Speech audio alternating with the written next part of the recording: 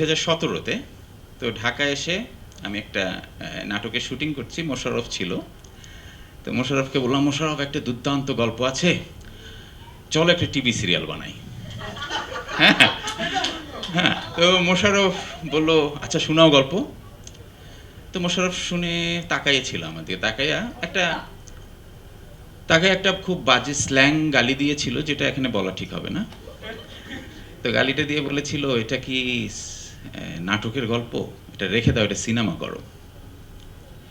তারপরও 2025 পর্যন্ত কেটে যায়, সিনেমা করা হয় না।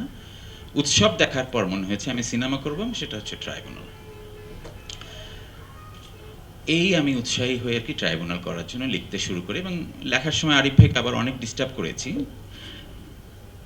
ট্রাইব্যুনাল হচ্ছে ফুল ফর্ম কোর্ট স্টোরি, মানে হচ্ছে আপনারা যখন ছবিটা দেখবেন, আপনার একটা কোর্টের মধ্যে বসবাস করবেন, প্রতিটি dialogue according the terms of court, আইনের কোনো ফাঁকফোকর নেই, কেউ চ্যালেঞ্জ করতে পারবে না যে এটা শুধু স্ক্রিপ্ট লেখার জন্য করা হয়েছে, কমপ্লিটলি কোর্ট ল্যাঙ্গুয়েজে এবং বাংলাদেশের আইনের মধ্যে থেকে। তো ট্রাইব্যুনাল কেন করলাম, অন্য গল্প তো করা যেত। সেটার প্রধান কারণ হচ্ছে আমি দুটো জিনিস বিশ্বাস করি। প্রথম বিশ্বাস করি গঞ্জালেস ইনারিতোর একটা কথা, যে সেটা হচ্ছে to make a film is so easy, to make a good film is a war, and make a very good film is a miracle.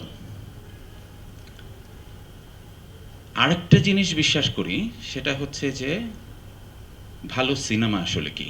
আমি মনে করি ভালো সিনেমা মানে হচ্ছে বেশি মানুষের দেখা সিনেমা, আমি এটা বিশ্বাস করি। এখন আমি বেশি মানুষকে দেখানোর জন্য আমি একটি ভালো সিনেমা বানাচ্ছি।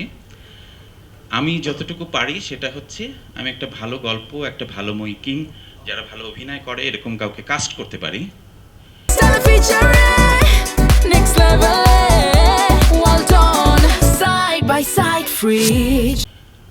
আমি কিন্তু খুব ভালো সিনেমা করতে চাই, যেটা হচ্ছে মিরাকেল। সেই মিরাকেলটা কিন্তু ঘটিয়ে দেবেন আপনারা। এটা আপনাদের পক্ষেই সম্ভব, মিরাকেল ঘটিয়ে দেওয়া। আপনারা যদি চান ট্রাইব্যুনাল কোটি কোটি দর্শক দেখবে, যদি আপনারা মন থেকে চান, এটা আমি বিশ্বাস করি।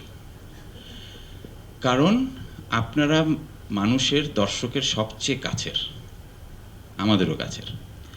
আপনারা আমাদের ট্রাইব্যুনালকে, আমাদেরকে একদম মানুষের ঘরে ঘরে পৌঁছে দেবেন, এটাই আমার অনুরোধ। আমি আপনাদের কাছে একটা কমিটমেন্ট করছি, যে আপনারা তো অবশ্যই প্রিমিয়ার শো দেখবেন। আপনারা যদি কেউ হতাশ হন, তাহলে এটা নিয়ে এক লাইনও লেখার দরকার নেই। আর যদি আপনারা স্যাটিসফাইড হন এবং আপনারা যদি তালি দেন, তাহলে আপনারা লিখতে বাধ্য, এটা আমার দাবি। আপনার হতাশ হবেন না, এখানে নাচ আছে, গান আছে এবং অ্যাকশন দৃশ্য, ফাইট টাইট সবই কিছু আছে।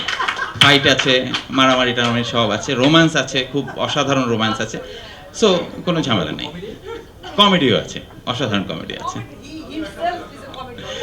না না, এগুলো মিথ্যে কথা। আমি এখানে আসতে একটু সংকোচ ফিল করছিলাম, কারণ আমার সম্পর্কে মৌসুমি বাড়াই বলছে, তানিয়া বাড়াই বলছে, ইভন বাড়াই বলে, সবাই বাড়াই বলে, সায়রা, এরা সব বাড়াই বাড়াই কথা বলে। কিসের লাভার বয়? না, কিসের এটা ও কেন বলছে, সেটা হচ্ছে যে ও মাঝে মধ্যে অনেক সময় ওর সাথে আমার রাগারাগি হয়েছে, একটা গ্যাঞ্জামও হয়েছে, ও আমার নামে ডিরেক্টরস গিল্ডে নালিশও করতে চাইছে। বাট হোয়াটএভার যখন ও আমার সামনে আসছে, ভাইয়া, তো দ্যাটস মিন ওই কারণেই মনে হয় বলছে আমি এনিওয়েজ। না, আসলে ওর প্রথম সেকেন্ড যখন ও আমার সাথে সিরিয়াল করে, যখন চ্যানেল থেকে বলছিল যে নূরজাহান ওই মেয়েটাকে নেন, আমি বলছি না না পারবে না, ও না পারবে না, কোনোভাবে পারবে না। লাক্সের মেয়ে, ওরা স্টেজে ঠিক আছে, পারবে না। এরপর আমাকে বললো আপনি আমাকে বলবেন যে অসাধারণ করছে। তারপর আমি ওকে নিলাম এবং আমি বিস্মিত, মৌসুমীর ব্যাপারে আমি বিস্মিত ছিলাম। এবং আমি ওনাকে যে বলেছি, চ্যানেলের সেই কর্মটাকে যে আমি বলেছি, ভাই আসলে কথা সত্য, শি ডিড অ্যামেজিং। আর ওর অ্যাক্টিংয়ের ফ্যান আমি, বিকজ অফ হচ্ছে ও যখন অ্যাক্টিং করে আমি কখনো বুঝি না ও অ্যাক্টিং করে, মনে হয় যেন ক্যারেক্টারই আছে। সেটা আপনি এটাতেও দেখবেন। ও একটা অদ্ভুত সুন্দর রোল করেছে, এটাই।